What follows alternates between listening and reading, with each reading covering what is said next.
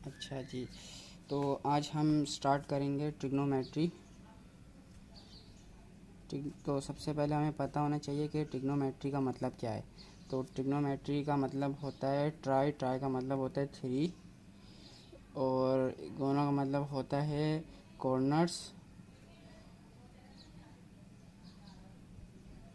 और मेट्री मतलब होता है स्टडी।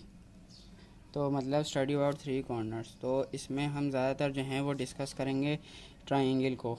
तो सबसे पहले ट्राइंगल होते हैं बहुत सारे किस्म के, आइसोसेलेस होते हैं, इक्विलेटरल ट्राइंगल होता है, और राइट एंगल ट्राइंगल होता है। तो इन सब में मैं आपको पहले फ़र्क बता दूं कि जो राइट एंगल ट्राइंगल होता है इसमें हमारे पास 90 डिग्री का एंगल बनता है परपेंडिकुलर साइड के साथ।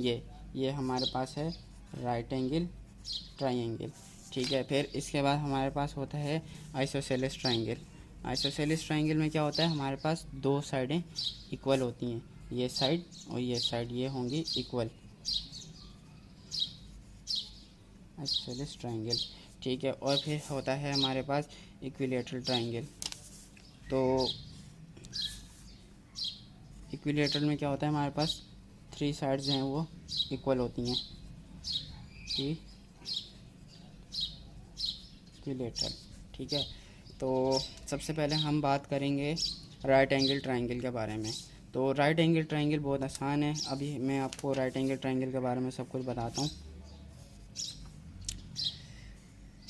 राइट एंगल ट्राइंगल में हमेशा एक बात हमें याद रखनी की है कि जो ये हमारे पास सबसे पहले आएगी हाइपोटेन्यूस, ठीक है, और बेस और परपेंडिकुलर साइड। इसका हमें कैसे पता करना है, इसका हमें सिर्फ और सिर्फ एंगल के थ्रू पता चलेगा। मतलब अगर हमारे पास एंगल इस तरफ आएगा ऊपर की तरफ, तो हमारे पास जो ये वाली साइड होगी ये हो जाएगी परपेंडिकुलर, और ये वाली साइड जो होगी ये हमारे पास बेस हो जाएगी। मतलब हाइपोटेन्यूस एंगल, हाइपोटेन्यूस और एंगल के साथ जोन सी भी साइड लग रही होगी वहाँ पर बेस हो जाएगी, और इसके सामने ये वाली साइड आ रही थी तो ये हमारे पास हो जाएगी परपेंडिकुलर। ठीक है, और जो ये होगा हिस्सा ये हमारे पास हो जाएगा 90 डिग्री का एंगल, ये हमारे पास परपेंडिकुलर एंगल भी कहलाता है। ठीक है, अब इसी की मैं आपको एक और एग्जांपल दिखाता हूँ।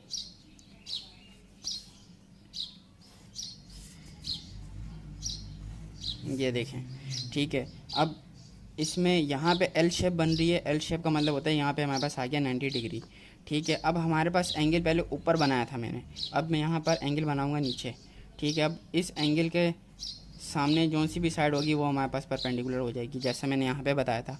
यहाँ पर था एंगल तो ये साइड परपेंडिकुलर होगी, तो यहाँ पे नीचे एंगल है तो सामने वाली साइड परपेंडिकुलर होगी। और हाइपोटेन्यूस हमेशा 90 के जो है वो सामने वाली होती है, तो ये हमारे पास हाइपोटेन्यूस होगी, और जो बच जाएगी वो हाइपोटेन्यूस और एंगल के साथ जो सी साइड बच जाती है नीचे वाली, तो ये हमारे पास हो जाएगी बेस। ठीक है, अच्छा, हाइपोटेन्यूस जो राइट एंगल ट्राइंगल होता है इसको सॉल्व करने का बहुत आसान तरीका होता है। वो आसान तरीका ये होता है कि इसमें हमारे पास होता है पाइथागोरस थ्योरम।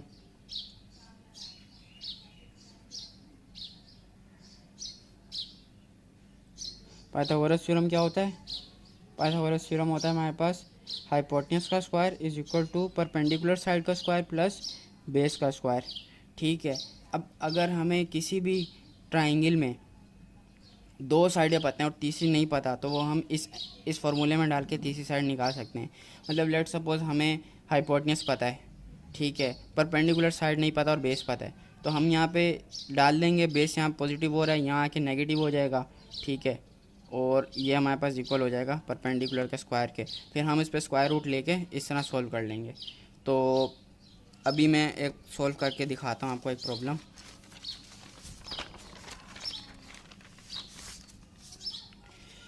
लेट सपोज ये मैं ले लेता हूँ एक ट्राइंगल। ठीक है, ये परपेंडिकुलर साइड में 3 ले लेता हूँ और बेस में ले लेता हूँ 4।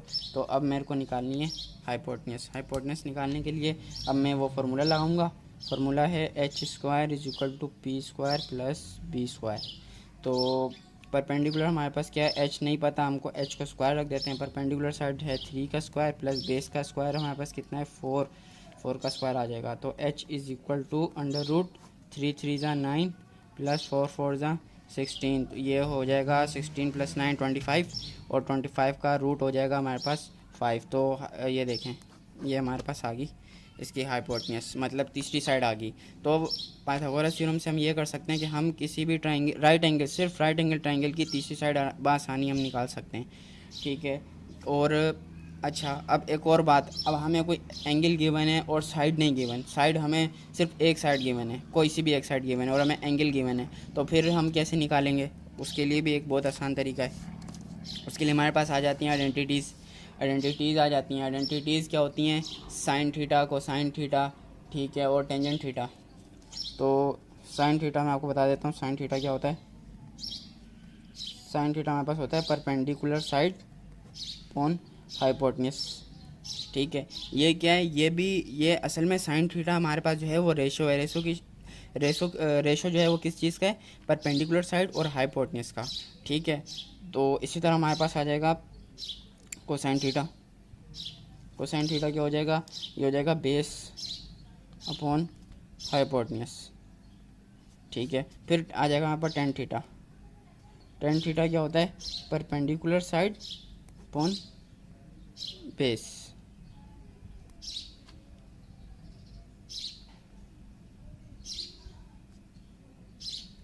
अच्छा, तो इसको याद करने का एक बहुत आसान तरीका है, वो क्या है? पहले आपने साइन लिखना है पूरा फार्मूला, फिर लिखना है कोसाइन। अब आपको ये नहीं याद रहता कि यार परपेंडिकुलर किस में ऊपर था, बेस किस में ऊपर था, तो इसमें एक इंग्लिश का सेंटेंस है, मैं आपको पढ़ के बताता हूँ। एस से बनेगा सम, पी से पीपल, एच से हैव, सी से कर्ली, बी से ब्राउन, एच से hair. Some people have curly brown hair. ठीक है, और फिर ये टेंजेंट का आ जाएगा हमारे पास टिल, और पी का पर्पल, और बी से ब्लैक, मतलब some people have curly brown hair teal purple black. ठीक है, तो ये हम एक बस हमने याद करने का एक तरीका बना लिया है। तो अब राइट एंगल ट्रायंगल में एक और चीज़ मैं आपको बता दूं, जिस तरह ये मैं राइट एंगल ट्रायंगल बना लेता हूँ। ठीक है, अब इसमें मेरे को लेट सपोज ये एंगल गिवन है 30 डिग्री। ठीक है, और ये यहाँ पे एल शेप बन रही है, इसका मतलब ये हमेशा हमारे पास 90 डिग्री हो जाएगा। ठीक है, और अब हमें यहाँ पे फाइंड करना है परपेंडिकुलर साइड, हमें यहाँ पे फाइंड करनी है, और एक साइड गिवन होगी हमेशा। ठीक है, और एक हमें फाइंड करनी होगी, और एक साइड के बारे में जिक्र भी नहीं किया होगा। ठीक है, तो यहाँ पे मैं ले लेता हूँ हाइपोटेन्यूज, ले लेता हूँ 5। ठीक है, तो अब इसको कैसे सोल्व करना है? अब इस पे देखें, पाइथागोरस थ्योरम नहीं लग सकता। क्यों? क्योंकि हमें सिर्फ हाइपोटेन्यूज पता है, ना हमें परपेंडिकुलर पता है, ना हमें बेस पता है, लेकिन हमें एंगल पता है, दो एंगल पता है। तीसरा एंगल भी हमें पता चल जाएगा 90, क्योंकि सम ऑफ द ट्राइंगल में जो जितने भी एंगल होते हैं, ठीक है, साइन 30 डिग्री हो जाएगा।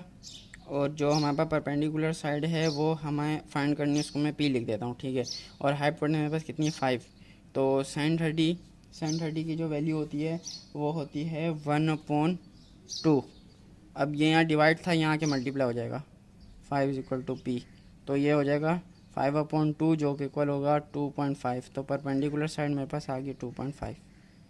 ठीक है, तो इस तरह जो है हम ये तीनों रेशो को राइट एंगल ट्रायंगल पे लगा के, अगर हमें एक एंगल गिवन हो और एक साइड गिवन हो, ठीक है, तो हम ये रेशो लगा के कोई भी दूसरी साइड निकाल सकते हैं, और फिर दो साइडें पता चल जाएंगी। तीसरी साइड निकालनी होगी तो तीसरी साइड निकालने के लिए हम यहाँ पर हाइपोटेन्यूज निकाल लेंगे। जैसे अभी यहाँ पर मैंने हाइपोटेन्यूज पता थी, परपेंडिकुलर साइड नहीं पता थी, तो रेशो निकाल के मैंने पहले दूसरी साइड निकाल ली। अब दो साइडें मेरे को पता चल गई, एक मेरे को हाइपोटेन्यूज पता है और एक मेरे को यहाँ पर परपेंडिकुलर साइड पता है। अब बेस नहीं पता, अब बेस के लिए मैं यहाँ पे इसको ये अननोन हो जाएगा, ये हमारे पास नोन हो जाएगा। यहाँ पे मैं दोबारा से वो लगा दूंगा पाइथागोरस थ्योरम, और तीसरी साइड भी निकाल लूँगा। तो इस तरह से राइट एंगल ट्रायंगल तो सोल्व हो जाएगा। ठीक है, अच्छा, अब बात करते हैं एंगल ऑफ एलिवेशन और एंगल ऑफ डिप्रेशन की। ठीक है, तो सबसे पहले हमें पता होना चाहिए एंगल ऑफ एलिवेशन और एंगल ऑफ डिप्रेशन क्या है। तो लेट सपोज हम यहाँ पे खड़े हुए, ठीक है, ये मैं आपको समझाता हूँ। ठीक है, ये हम खड़े हुए यहाँ पे, और यहाँ पे हमारे पास ये जा रहा है, एक जहाज़ जा रहा है। ठीक है, और ये हमारे पास आ गया इसका ग्राउंड लेवल, और यहाँ पर लेट सपोज ये हमारे पास सी है।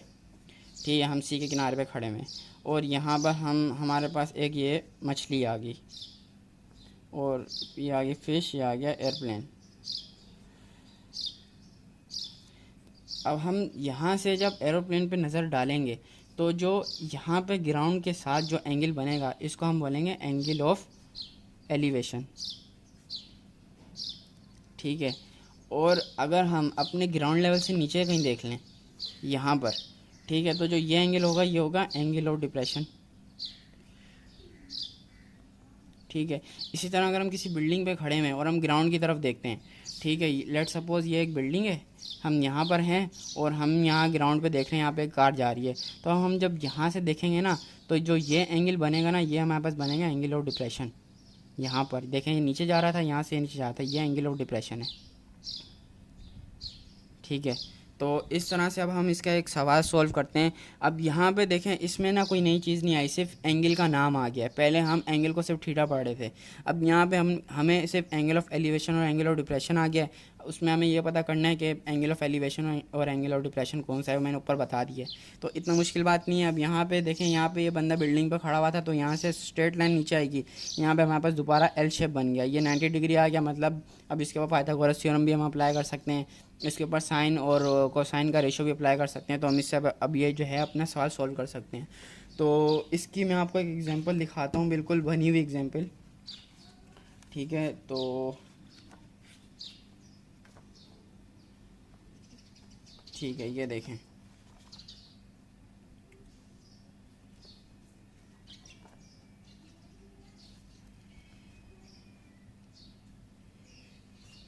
ये देखें, ये बिल्कुल एग्जांपल सॉल्व हुई है, मैं आपको इसमें समझा देता हूँ।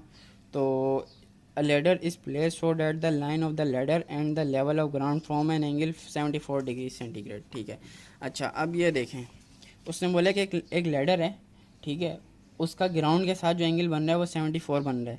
तो सबसे पहले लेडर, भाई ज़ाहिर सी बात है हवा में तो नहीं खड़ी होगी, किसी दीवार के साथ, किसी सहारे के साथ ही खड़ी होगी। तो ये मैं ले लेता हूँ वॉल और ये मैं ले लेता हूँ लेडर, ये इसको मैं लिख देता हूँ वॉल और ये मेरे पास होगी लेडर, ठीक है। अब आप देखें, और ये है ग्राउंड, सिंपली हमारे पास क्या हो गया, राइट एंगल ट्रायंगल बन गया, क्योंकि यहाँ पे एल शेप आ गई, ये 90 डिग्री हो गया, ठीक है। और उसने हमें क्या बोला था कि ladder and the level of ground form an angle 74 degree centigrade, मतलब लेडर और ग्राउंड के दरमियान का एंगल 74 है। अब यहाँ पे एंगल ऑफ एलिवेशन और डिप्रेशन की बात नहीं हुई, लेकिन यहाँ पर एंगल ऑफ एलिवेशन ही है यहाँ पे 74। वो कैसे है वो मैं आपको बताता हूँ। ये देखें, ये लेडर है और ये ग्राउंड है, इनके दरमियान में एंगल आ गया 74, तो यहाँ से एंगल ऊपर जा रहा है, तो ये एंगल ऑफ एलिवेशन हो गया, ठीक है। अब इसी तरह अब हमें यहाँ पे फाइंड क्या करना है, ठीक है, to get the maximum safety how far from a vertical wall of a house hold to the bottom 31 degree, bottom of the ladder to be place guaranteed maximum, ठीक है। तो यहाँ पर देखें, इसने हमें हाउ फार वर्टिकल वॉल, ठीक है, उसने बोला कि लेडर जो है वो वर्टिकल वॉल से कितनी दूर है, ठीक है। तो हमें यहाँ पे क्या चीज़ फाइंड करनी है, बेस फाइंड करनी है, ठीक है। और यहाँ पे 13 सेंटीमीटर उसने जो है वो हमको क्या 13 जो है वो हमें दे दिया ये हाइपोटेन्यूज, ठीक है। तो अब देखें, हमें यहाँ पे सिर्फ एक एंगल पता है, ठीक है, ये बेस हमें फाइंड करनी है और हाइपोटेन्यूज हमें गिवन है। तो यहाँ पर हम जो है वो कौन सा मतलब रेशो होगा जिसमें हमारे पास बेस आए और हाइपोटेन्यूज वाली साइड आए, ठीक है। तो वो हमारे पास आएगा cosine theta is equal to base upon hypotenuse. Base हमारे पास कुछ भी नहीं है, उसको बी लिख देते हैं, हमें फाइंड करनी है, और हाइपोटेन्यूज में हमें 13 दी हुई है, और कोस थीटा कितना था हमारे पास 74 डिग्री सेंटीग्रेड, ठीक है। अब हम इसको सॉल्व कर देते हैं, b is equal to 13 cos 74 degree. अब हम इसको सॉल्व कर लेंगे कैलकुलेटर में डाल के, तो हमारे पास आंसर आ जाएगा b का 8.5447 सेंटीमीटर, ठीक है। एंगल ऑफ एलिवेशन और एंगल ऑफ डिप्रेशन में ये हो गया। और बाकी तो चलें, ये तो हो गया angle of elevation, angle of depression. अच्छा, अब हमने जो एंगल ट्रायंगल शुरू में पढ़े थे, ठीक है, राइट एंगल ट्रायंगल हमारा कंप्लीट हो गया। अब आइसोसेलेस और इक्विलेटरल रह गए हैं। अब इन दोनों का जो है ना दोनों जो होते हैं वो एक ही तरीके से सॉल्व होते हैं। इनको सॉल्व करने का कोई अलग अलग मेथड नहीं है। सिर्फ राइट एंगल ट्रायंगल के लिए पाइथागोरस लगता है, बाकी रेशो जो हैं इसमें परपेंडिकुलर साइड होती है वो, ये सब राइट एंगल ट्रायंगल के लिए। इस साइड के लिए जो है ना वो फार्मूले होते हैं वो हमें याद करने पड़ते हैं। तो सबसे पहले मैं आपको फार्मूला बताता हूँ इसका एरिया ऑफ ट्रायंगल का। अब एरिया ऑफ ट्रायंगल जो है वो निकालते हैं।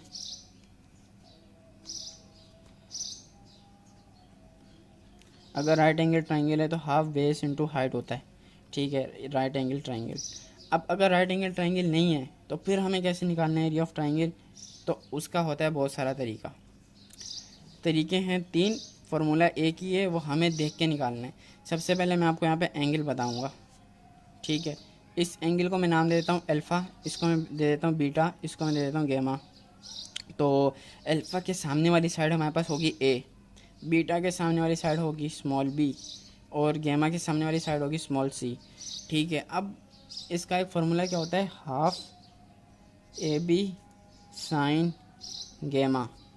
अब अगर हमें गैमा वाला एंगल पता है और ए और बी साइड पता है, ठीक है, तो हम ये फार्मूला लगाएंगे। मतलब दो साइडें पता हों और उनके दरमियान का एंगल पता हो तो फिर हम ये लगाएंगे। तो अब एक क्वेश्चन हम इसका कर लेते हैं।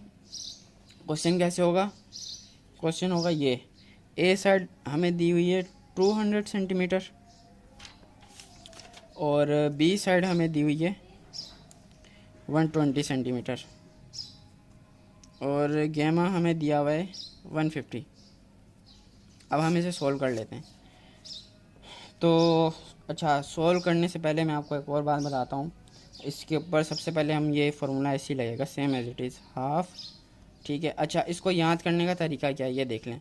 अगर आपको ए साइड पता है, बी साइड पता है, तो कौन सी साइड अननोन है? सी साइड अननोन है। अब सी साइड का जो सी साइड के सामने जो एंगल होता है वो कौन सा होता है? वो गैमा होता है। मैंने यहाँ पे आपको बताया हर। अब अल्फ़ा है उसके सामने ए, अल्फ़ा एंगल है उसके सामने ए साइड है, बीटा एंगल है उसके सामने बी साइड है, गैमा एंगल है उसके सामने सी साइड है, ठीक है। अब अगर हमें दो साइडें गिवन है ए और बी, तो तीसरी साइड कौन सी अननोन है? वो है सी, उसके सामने वाला जो एंगल होगा वो यहाँ पे आएगा। अब इसी तरह हमारे पास अगर बी और सी साइड गिवन हो, बी और सी, तो तीसरी साइड कौन सी होगी? ए साइड होगी। तो जो उसका एंगल होगा वो आएगा साइन में, तो उसका एंगल क्या होगा? अल्फ़ा, ए साइड का, ठीक है। अगर इसी तरह हमारे पास आ जाए सी और ए साइड, तो तीसरी साइड हमारे पास बी होगी और बी का सामने वाला एंगल देखें बीटा, तो आ जाएगा साइन बीटा। तो ये इसको सिर्फ इसी तरह जो है वो हमें सॉल्व करना है एरिया ऑफ ट्रायंगल के लिए। तो यहाँ पे देखें हमारे पास ए साइड गिवन है, बी साइड गिवन है, तीसरी साइड अननोन थी और उसका एंगल गिवन था। तो यहाँ पे मैं लिख दूँगा ए बी साइन गैमा, ठीक है, साइन गैमा आ जाएगा। तो अब अच्छा, अब इसको सॉल्व कैसे करेंगे? साइन 150। अब काफ़ी सारी यूनिवर्सिटीज़ के टेस्ट में ये होता है कि कैलकुलेटर गिवन नहीं होता, तो आप साइन 150 की वैल्यू कैसे निकालेंगे? तो साइन 150 की वैल्यू निकालने के लिए आपको इसके एंगल को ब्रेक करना होगा। ब्रेक कैसे करना होगा? क्योंकि आपको जो है काफ़ी सारे रेशोज़ की वैल्यू याद होती हैं, जैसे कि हो गया साइन 120, साइन 120 की आपको वैल्यू याद है, ठीक है, और साइन 30 की आपको याद है, ठीक है। अब इसको सोल्व कैसे करेंगे? हम इसको sine 120 degree plus sine 30 degree, इसको इस तरह सोल्व करेंगे। अब इसके ऊपर जो है वो हमारे पास एक फार्मूला लग जाएगा। वो क्या लगेगा? वो हमारे पास फार्मूला लगेगा sine alpha plus sine alpha plus beta, ठीक है। तो ये फार्मूला इक्वल होता है sine alpha cos beta plus cos alpha sine beta, ठीक है। तो अब देखें जो साइन 120 है ना, साइन 120 की वैल्यू होती है हमारे पास √3/2। यहाँ पे अल्फ़ा हमारे पास ये रहा, ये हमारे पास बीटा है। अल्फ़ा आ जाएगा √3/2 और कोस बीटा कोस 30 की वैल्यू होती है √3/2, ठीक है। ये मैंने फार्मूला अप्लाई कर दिया इसके ऊपर, और यहाँ पे प्लस और कोस अल्फ़ा, ठीक है। अब कोस अल्फ़ा आ जाएगा हमारे पास कोस 120 की वैल्यू हमारे पास होती है -1/2, ये सारी वैल्यूज़ आपको भी याद करनी है। मैं अभी आपको ये सॉल्व करके इसका टेबल दिखाता हूँ, वो टेबल आपको याद करना होगा, वो आपको अपनी कॉपी में लिख लेना है। तो अब साइन बीटा ये रहा बीटा, साइन 30 आ जाएगा। साइन 30 की वैल्यू होती है 1/2। ठीक हो गया। अब इसको सॉल्व कर लेंगे। 2 2 ज़ा 4 और रूट कैंसिल हो जाएगा, 3 हो जाएगा। 2 2 ज़ा 4 हो जाएगा और माइनस प्लस माइनस 4 1, तो एलसीएम कॉमन 4 आ जाएगा और 3 - 1 ये आ जाएगा 2 1/2। तो ये हमारे पास वैल्यू किसकी आई है, साइन 150 डिग्री की वैल्यू आ गई 1/2। और यही 1/2 जो वैल्यू है वो हमारे पास, ये देखें हमने यहाँ पे साइन बीटा जहाँ पे लगाया था 1/2, साइन 30 और साइन 150 की वैल्यू यहाँ पे सेम है। ठीक है, तो इससे हमें पता चल गया कि ये वैल्यू हमारे पास सेम होंगी। अब यहाँ पे इस फार्मूले में हम जब दोबारा ये वैल्यू डालेंगे तभी ये सॉल्व होगा, क्योंकि 150 की वैल्यू आपको जो है वो वहाँ पे कैलकुलेटर अलाउ नहीं होगा यूनिवर्सिटी के टेस्ट में। तो ये वैल्यूज़ आपको इस तरह निकालनी होंगी, फार्मूले निकाल के फार्मूले आपको याद करने होंगे। तो अब साइन 150 की वैल्यू क्या आ गई थी मेरे पास, 1/2। अच्छा, अब यहाँ मैंने गलती कर दी, या फार्मूले का 1/2 नहीं लिखा, यहाँ पे 1/2 भी आएगा। अब मैं इसको सॉल्व कर लेता हूँ। तो ये 2 1 ज़ा 200 ज़ा 200 हो गया, फिर 2 1 ज़ा 260 ज़ा 120। अब मैं इसको मल्टीप्लाई कर लेता हूँ तो मेरे पास हो जाएगा 6000 स्क्वायर सेंटीमीटर। ये मेरे पास एरिया ऑफ ट्रायंगल आ गया। ठीक है, तो ये इस तरह से सारे सवाल सॉल्व होंगे। अब इसको सॉल्व करने के लिए हमारे पास क्या चीज़ें ज़रूरी हैं, ये एंगल हमेशा जो है ना यूनिवर्सिटी के टेस्ट में 90 से ग्रेटर आएंगे और 180 से लेस आएंगे, क्योंकि उनको जो है वो बिल्कुल चीते बंदे चाहिए होते हैं और उनको जो है इन सब की वैल्यूज़ याद होती हैं। तो इन सब की वैल्यूज़ भी आपको याद करनी है, नहीं याद आती इस तरह एंगल को ब्रेक करें और उसके ऊपर फार्मूला लगा दें, इसमें कोई टेंशन की बात ही नहीं है। ये फार्मूले आपको याद करने हैं, फार्मूलों की मैं अभी आपको जो है वो एक शीट दिखा देता हूँ। ये देखें, अगर तो आपके पास आ जाता है कोस में, और अगर आपको एंगल ब्रेक करना पड़ रहा है, ऐड नहीं करना पड़ रहा बल्कि उसको सब्ट्रैक्ट करना पड़ रहा है, जैसे मैं आपके पास आ जाता है लेट सपोज आ जाता है कोस 15, तो कोस 15 को आप कैसे सॉल्व करेंगे, यहाँ समझाता हूँ अभी मैं आपको। ठीक है, अब आप इसको कैसे यहाँ पे लगाएंगे, ये हो जाएगा कोस 45 डिग्री माइनस 30 डिग्री। अब 45 की भी आपको वैल्यू याद है और 30 की भी याद है। अब आप इसके वो फार्मूला खोलेंगे। ठीक है, ये आपके पास हो जाएगा अल्फ़ा, ये आपके पास हो जाएगा बीटा। ये देखें ये आ गया। अब ये पूरा फार्मूला इस पर खोल के वैल्यू पुट करें, जो आंसर आएगा वो कोस 15 डिग्री की वैल्यू होगी। इसी तरह कोस अल्फ़ा प्लस बीटा है। अब जैसे 75 आ जाता है तो आप क्या करेंगे, कोस यहाँ पर मैं लिख देता हूँ 75 डिग्री। ठीक है, तो ये हो जाएगा 45 डिग्री प्लस 30 डिग्री।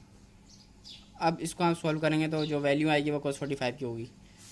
फिर ये साइन की होगी अल्फ़ा माइनस बीटा, फिर अल्फ़ा प्लस बीटा, वो मैंने अभी आपको सॉल्व करके दिखाई है।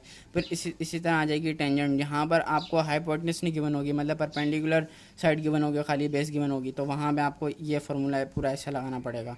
और ये अल्फ़ा माइनस बीटा, ये अल्फ़ा प्लस बीटा का है। तो ये फार्मूला आप, ये पूरी शीट आपने अपने पास लिख लेनी है। ठीक है, ये आपको याद होनी चाहिए, पेपर के लिए बहुत ज़रूरी है ये। और इसके अलावा अब कुछ वैल्यूज़ हैं जो साइन और कोस की, जैसे अभी हमने यहाँ पे वैल्यू अप्लाई की थी, यहाँ पर जैसे मैंने कोस साइन 120 की वैल्यू अप्लाई की थी √3/2। ये मैंने कैसे की है अभी आपको बताता हूँ। ये भी आपको याद कर लेनी है, कुछ वैल्यूज़ हैं वो आपको याद करनी होंगी। जैसे ये देखें, ये पूरा आपको याद करना है, यहाँ से यहाँ तक। और ये देखें, ये वैल्यूज़ भी आपको आएंगी कभी कभार, ये हमेशा MCQs में डायरेक्ट ऐसे आ जाती हैं कि साइन 0 की वैल्यू क्या है, साइन 0 की वैल्यू 0 है, कोस 0 की वैल्यू 1 है, टेन 0 की वैल्यू 0 है, फिर इस तरह सेक 0 की वैल्यू 1 है, सेकेंड। ठीक है, फिर सेकेंड पाई/2 मतलब 90 डिग्री को हम पाई/2 बोलते हैं। ठीक है, और ये मतलब ये रेडियन में गिवन है। तो इसी तरह ये देखें, ये पूरी वैल्यूज़ गिवन है यहाँ पे, ये रेडियन यहाँ पे लिखा हुआ है। ठीक है, पाई/6 30 डिग्री होता है, पाई/4 45 होता है, पाई/3 60 डिग्री होता है। देखें पाई/2 90 डिग्री आ गया। ठीक है, इस तरह ये रेडियन है, ये डिग्री है। अब आपको जो भी वैल्यू होगी, अगर साइन वो बोलें π/3 की वैल्यू निकालनी है तो आपको पता होना चाहिए π/3 साइन 60 होता है, और साइन 60 की वैल्यू ये 60 का कॉलम आ गया, ये साइन की रो आ गई, तो ये इसकी वैल्यू आ गई। इसी तरह ये 360 तक है। तो ये सारा आपको याद करना है, ये पेपर के लिए बहुत इंपॉर्टेंट है। ये डायरेक्ट भी आ जाती हैं वैल्यूज़, अगर डायरेक्ट नहीं आती हैं तो क्वेश्चन में ऐसी वैल्यू गिवन होंगी जहाँ पे आपको ये वैल्यूज़ यूज़ करनी होंगी। तो ये वैल्यूज़ यहाँ से यहाँ तक आपको लाजमी याद करनी है, ये बहुत ज़रूरी है। ठीक है, तो ट्रिग्नोमेट्री में इतना ही था। वैसे तो ट्रिग्नोमेट्री बहुत वास्ट फील्ड है, लेकिन एप्टीट्यूड के लिए इतना काफ़ी है।